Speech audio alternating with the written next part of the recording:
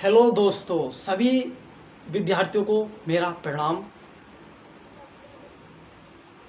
हमारी वीडियो आपने पिछली बार देखी होगी, उसमें कुछ क्वेश्चन हमने कराए थे। शायद आपको कुछ समझ में आया हो या नहीं आया हो। आपको अगर समझ में आया हो तो लाइक कमेंट तो ज़रूर ही करना था। अगर जिसने नहीं करा होगा तो उसका मतलब क्या है, उसने कंजूसी करी है। ये कंजूसी मत करिएगा यार, लाइक और शेयर तो ज़रूर कर दिए करिएगा। चलिए, हम यहाँ से जो क्वेश्चन बनते हैं और अगले वो किस तरीके से हो सकते हैं। हमारा जो आज का सेशन होगा वो ये होगा कि जो लैंग्वेज होती है वो घुमाने वाले जो क्वेश्चन होते हैं कि वो किस तरीके से किए जाएं, और वो अक्सर एग्ज़ाम में पूछ लिए जाते हैं। तो सभी वीडियो को स्टार्ट होने से पहले आप एक बार ज़रूर शेयर कर दीजिएगा, ताकि आपको या मुझे कोई जो भी कमेंट करना है आपको कमेंट बॉक्स में कर दीजिएगा, वीडियो अगर अच्छी लगी तो, ताकि आपको जो आपके भाई हैं उनके पास ही वीडियो पहुंच जाए और वो भी पढ़ सकें। चलिए, क्या है हमारा पहला क्वेश्चन है, उस समांतर श्रेणी का, उस एपी का, किसका, उस एपी का, उस एपी का सार्वांतर, क्या, सार्वांतर ज्ञात करो, ज्ञात करो जिसके पहले 25 पदों का योग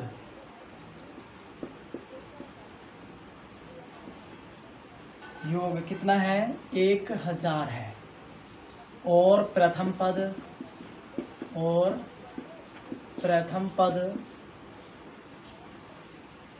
10 है। चलिए, क्या पूछा उसने हमसे, उस समांतर श्रेणी का सार्वांतर ज्ञात करो जिसके पहले 25 पदों का योग कितना है, यानी S25 का योग कितना है, 1000। ठीक है, और प्रथम पद कितना दे रखा है, 10 दे रखा है। सार्वांतर यानी D का मान निकालना है, बहुत ही ज़्यादा सिंपल है। क्या कि Sn बराबर n/2 2a plus n-1 into D के बराबर रखते हैं।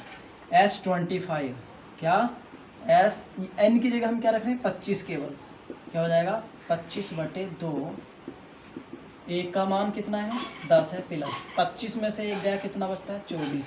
ये कितना हो जाएगा, डी।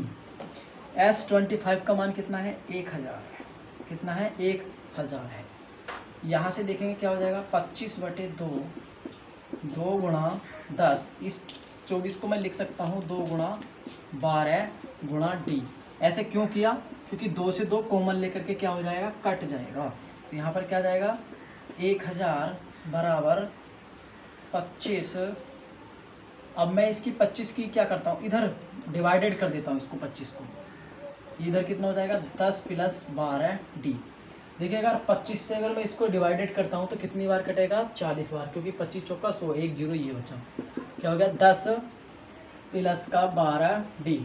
इस 10 को मैं इधर लाऊंगा, 40 में से 10 गए और जो 12 बचेगा इसके किस में जाएगा, डिवाइडेड में। ये किसका मान आएगा, डी का। 40 में से 10 गए तो कितना बच गया, 30/12 बराबर किसके, डी के। 3 धाई 30 और 3 चौक 12, कितना आ गया डी का मान, 10/4। तो 2 पंजे 10, 2 दूनी 4, तो डी का मान कितना आ गया, 5/2। डी का मान कितना आ गया, 5/2 आ गया। आई होप आपको ये समझ आ गया होगा।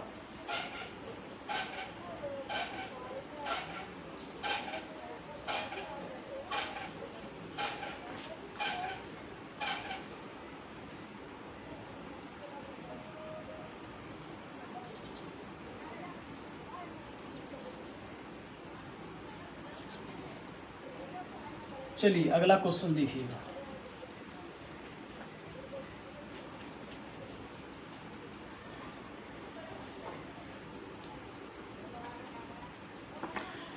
अब जो हमारा अगला क्वेश्चन है वो एक क्वेश्चन ये है, आप सबसे पहले क्वेश्चन को देखिएगा। क्या है, एक रेस हो रही है जिसमें कुछ जगहों पर पत्थर रखे हैं, क्या रखे हैं, स्टोन रखे हैं, कैसे, और यहाँ पर एक बाल्टी रखी है। क्या है, एक बाल्टी रखी है, बहुत अच्छे तरीके से समझिएगा। ये जो एक पत्थर रखा है यहाँ से 5 मीटर की दूरी पर रखा है। कितना रखा है, 5 मीटर की दूरी पर। ये क्या है, हमारे पास बाल्टी है। ठीक है, अब यहाँ एक जो पत्थर रखा है इससे दूर, वो रखा है 3 मीटर की दूरी पर। इससे अगला पत्थर 3 मीटर की दूरी पर रखा है। यानी जो ये पत्थर रखे हैं वो कितने कितने मीटर की दूरी पर रखे हैं? 3 मीटर की दूरी पर रखे हैं। एक अगला पत्थर है तो वो कितनी दूरी पर रखा है? 3 मीटर की दूरी पर रखा है। ठीक है, यहाँ पर ये क्या है? पत्थर रखे हैं। ठीक है, अब इस तरीके से मैंने माना ये कितने 10 पत्थर रखे हैं। कितने? 10 पत्थर रखे हैं। अब मैंने यहाँ पर एक व्यक्ति को खड़ा कर दिया। अब उससे मैंने ये कहा कि आपको ये पत्थर उठा के बाल्टी में डालना है और सारे 10 के 10 पत्थर उठा करके बाल्टी में डालने हैं, और वो भी एक एक करके। तो कैसे करेगा? ये आदमी यहाँ से आएगा, 5 मीटर की दूरी चलेगा, पत्थर उठाएगा, वापस किस में डाल देगा? बाल्टी में डाल देगा। फिर से वापस आएगा, ये पत्थर उठाएगा, वापस जाएगा, फिर से बाल्टी में डाल देगा। इस तरीके से फिर से वापस आएगा, तीसरा पत्थर उठाएगा, फिर से बाल्टी में डाल देगा, फिर से आएगा, चौथा पत्थर उठाएगा और फिर से क्या करेगा? बाल्टी में डाल देगा। इसका मतलब क्या है कि इसको 10 के 10 पत्थर क्या करने हैं? बाल्टी में डालने हैं।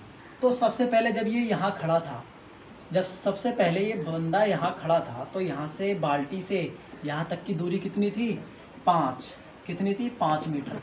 इसको इसने उठाया, यहाँ डाल दिया, ठीक है। फिर वापस गया इसको उठाने के लिए, तो 5 तो ये रही, और इससे आगे कितनी होगी? 3। तो कितनी होगी? 8 मीटर की दूरी होगी, नहीं होगी? क्योंकि 5 तो पहले ही थी और 3 मीटर और आगे गया, तो कितनी होगी? 8 मीटर की दूरी होगी। इस पत्थर को उठा करके इसने क्या किया? इसमें डाल दिया। अब इस तरीके से फिर इधर गया, तो इसका मतलब 3 और ऐड करने पड़ेंगे, यानी 8 और 3 कितना हो गया? 11 मीटर। ठीक है, और इस तरीके से 3 और ऐड करने पड़ेंगे, कितना हो जाएगा? 14 मीटर। तो इस तरीके से क्या होगा? 10 पत्थरों को क्या कर देगा? पत्थरों को बाल्टी में डाल देगा। क्या करेगा? बाल्टी में डाल देगा। ठीक है, क्या करेगा? बाल्टी में डाल देगा।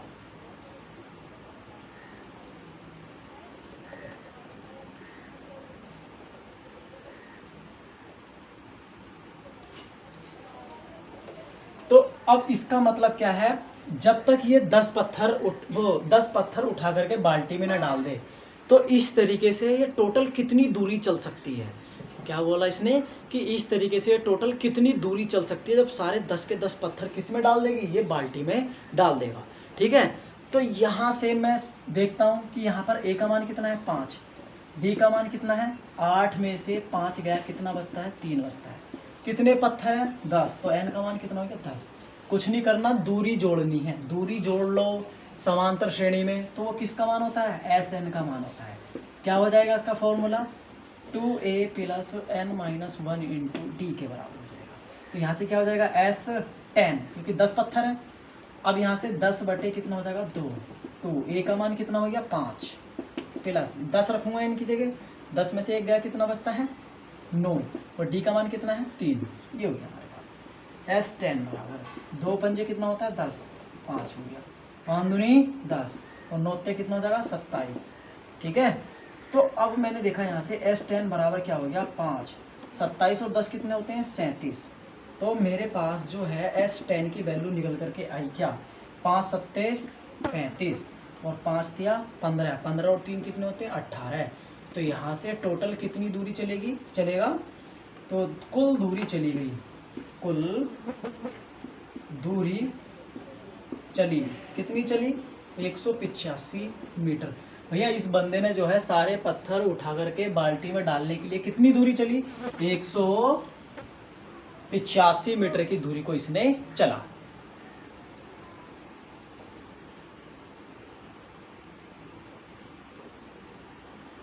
अगला क्वेश्चन देखिए, अगला क्वेश्चन क्या है? और भी अच्छा अगला क्वेश्चन है।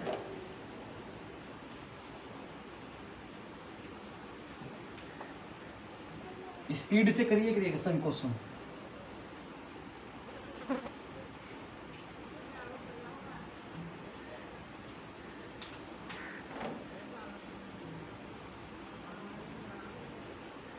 देखिए मैं आपको एक होमवर्क में क्वेश्चन दे रहा हूं। क्या है क्वेश्चन? वो उस समांतर श्रेणी, क्या है?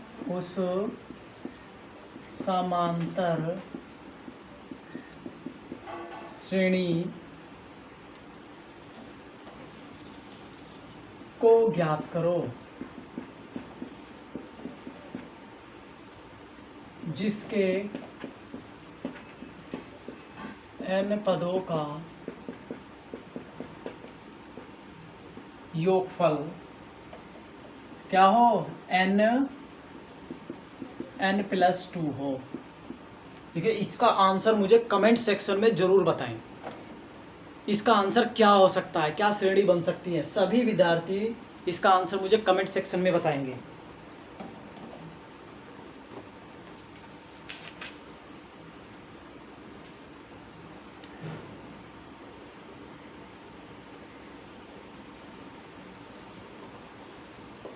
एक अगला क्वेश्चन क्या है, 8 के प्रथम 15 गुणजों का योग,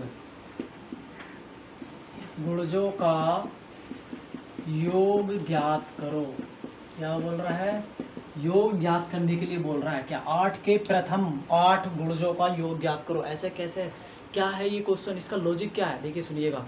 8 के प्रथम 15 गुणज, इसका मतलब 8 के प्रथम 15 गुणा करने वाले कौन से, एक तो 8 हो गया खुद, अब 8 एक पहला तो ये हो गया, अब अगला गुणन क्या हो जाएगा, 8 दूनी 16, 8 तिया 24, 8 चौक 32। तो इस तरीके से कितने होने चाहिए, 15, यानी यहाँ से 8 की और 15 की गुणा करते हैं तो ये हमारे पास 15 गुणज होने चाहिए। कुछ नहीं करना, बस ए का मान हमें पता चल गया 8, डी का मान पता चल गया, 16 में से 8 गए कितना बच गया, 8 ही बच गया।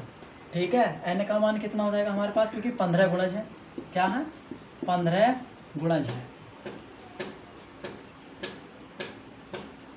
15 गुणज है। ठीक है, तो हमारे पास क्या करना है, एन के 15 गुणजों का योग ज्ञात करना है, किसके 8 के 15 गुणजों का योग ज्ञात करना है, यानी S15 बराबर किसके 15/2। देखिए डायरेक्ट करवा रहा हूँ मैं, यहाँ पर कोई फॉर्मूला नहीं लगवा रहा हूँ, आपकी याद हो चुका होगा फॉर्मूला।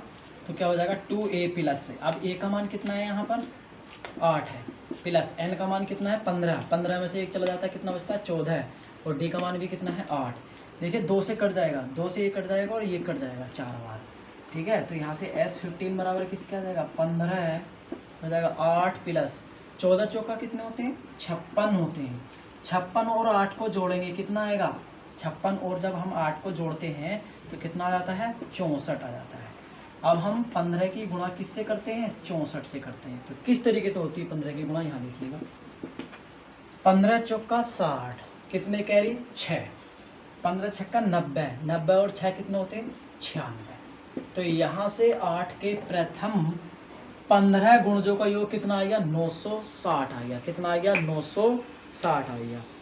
देखिए आपका जो भी क्वेश्चन हो वो हमको कमेंट करके ज़रूर बताएं कि आपका क्या क्वेश्चन है, मैं उसका सॉल्यूशन आपको ज़रूर अगली वीडियो में भिजवाऊंगा। अगर सेक्शन अच्छा लगा हो तो लाइक करें, कमेंट करें और शेयर तो ज़रूर ही करें। धन्यवाद।